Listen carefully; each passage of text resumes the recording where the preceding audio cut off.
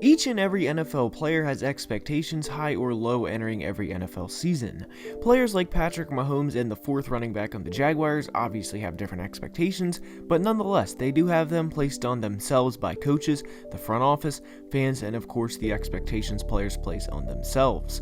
Some NFL players live up to them or even exceed them, like Josh Allen for example, while others players fail to meet their expectations and perform at a much lower level than expected heading into the year. No better example of that is Carson Wentz at the Philadelphia Eagles. And in today's video, we're going to discuss several players that didn't live up to the expectations they had on them heading into 2020, and I want to preface this with they may not have lived up to them for a variety of reasons, most notably of course we're in a worldwide pandemic. So if a player that is in today's video had a down year and by chance it is your favorite player, it is not me hating on them or saying they're awful or anything of that nature. It's just simply saying they did not live up to the expectations heading into 2020 and that they can turn them around in the future. But before we get started, please like the video and subscribe to the channel, as each only take a second to do and it would be very much appreciated. Now let's begin. And we're going to begin today's video with Drew Lock of the Denver Broncos. Lock entered 2020 as a player looking to take the next step, and instead of taking the next step in his career progression, he took several steps backwards to the point where the Broncos are seriously considering replacing him at the quarterback position. A year ago right now, I was admittedly very excited about their future with him, Courtland Sutton, and Noah Fant as a trio for the next few years, and it was something I couldn't wait to watch in 2020. Denver then added my favorite receiving prospect, favorite not best, though he was on a lot of people's boards to be clear, in the draft in Jerry Jeudy, and I, along with a lot of other people, were super excited about Denver's future with Drew as their starter. He and the Broncos were expected to be a contending team this year, with a quarterback who was the future given how he ended his rookie year, and be a top 7 seed and make the playoffs, or if they didn't, then win roughly 9 games and have something to build on for 2021.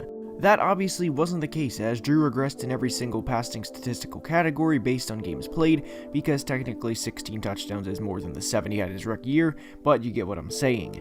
He threw touchdowns at a 4.5% rate in his rookie year, compared to a 3.6% rate in his second year, and he nearly doubled his interceptions, going from 1.9% to 3.4%. Now, to quickly defend Drew, it obviously didn't help him with Courtland Sutton being out all year, but at the same time, Tim Patrick stepped up and you have to make do with what you have. The Broncos wanted him to step up and be their guy, and while they probably will roll with him to start 2021, he definitely failed to hit expectations this past year, and there is zero doubt about it.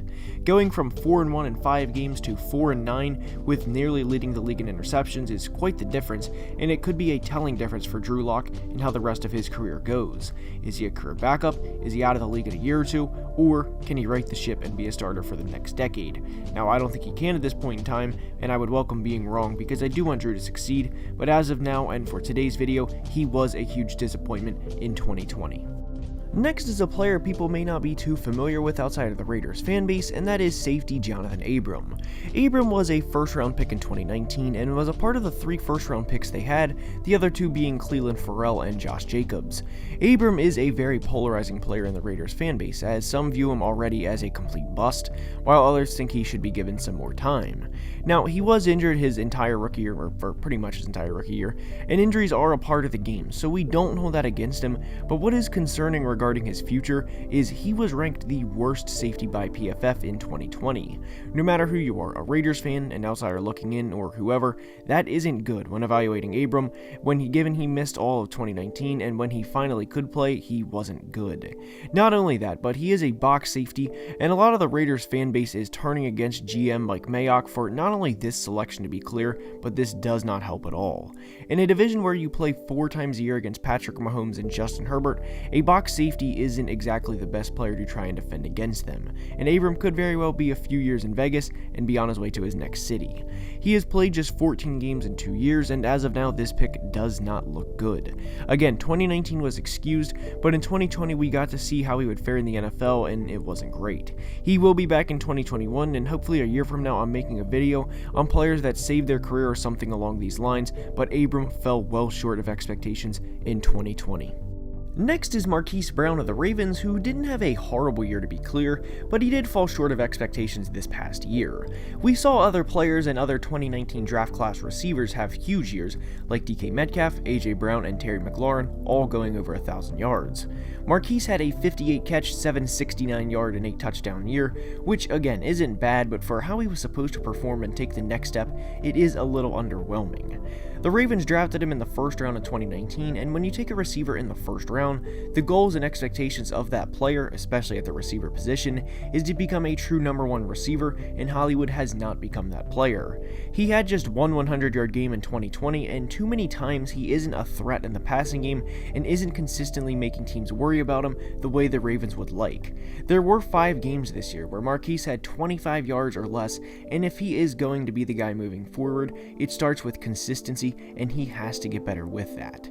Now, what I will say and give him is he plays on a run-heavy offense, and he will never be a 100-catch, 1,500-yard, 12-touchdown player, as very few are to begin with, and he is no exception. But there's a reason the Ravens are yet again looking to take a receiver in the first round, just 2 years after Marquise was selected. Baltimore was 7-0 in games in 2020 when he had at least 5 catches, so that does say he is good when targeted. They just have to get him the targets and let him make plays. Marquise had an infamous tweet that said something like, "How are you going to have soldiers on the field if you don't throw them the ball," which was quickly deleted. Now, personally, I don't mind the mindset like this because it's a guy expressing some frustration of, I just want to get the ball and make plays and help my team. But it is another thing if he was tweeting this game after game and eventually things like just give me the bleeping ball or just other diva things, which he is not, to be clear. But Marquise was underwhelming in 2020 given how all of the other big name receivers from the 2019 class played this past year. I like him, and keep in mind he did improve from areas of 2020 from 2019, so he just has to take the next step in 2021, and if he does, 1,000 yards is not out of the question for him. Going from one 2019 first-round receiver to another, it is N'Keal Harry of the Patriots. Now, Marquise was a little underwhelming, whereas N'Keal was a plain disappointment in 2020. And N'Keal is a player who is entering the 3rd year of his career in 2021, and is a first-round pick who has just 45 career catches. It's hard for even the most optimistic fans to defend him at this point in time, as he hasn't been good, and there are no games where you can point to and legitimately say, yes, N'Keal is the future of the position for the Patriots, I am confident of it, and I am excited for his future. It's just not there. His career best is an 8-catch, 72-yard performance against the Seahawks in Week 2 of 2020, and that was back when the Seahawks defense was atrocious, to say the least. Now, they eventually picked it up, to be clear, but they are the only team to date that has given up a 50-yard receiving game to N'Keal Harry, which is pretty telling. Not only has N'Keal been bad, but he was given a clear opportunity in year 2 to step up and be the guy for the Patriots, and he just was not. He has 81 targets in 2 years, and as we said, has 45 receptions, and on top of it, averages less than 10 yards per catch. With Julian Edelman being out for most of the year, this was N'Keal's chance to step up and be that guy in the wide receiver room, and to say to Cam Newton, this is my time, I'm the number 1 receiver, just throw me the ball and we'll be good. He has a career catch rate of just 55.5%, and to compare to another player, DK Metcalf, had a catch percentage of 64% this year alone, which was better than either of N'Keal's first 2 years. Harry is, as far as I'm concerned at this point, a draft bust, but what I will say, at least to be fair to him, is in 2020 the quarterback play for New England was not good, and obviously N'Keal didn't benefit from that, and if he were playing with a good quarterback, his numbers would be better.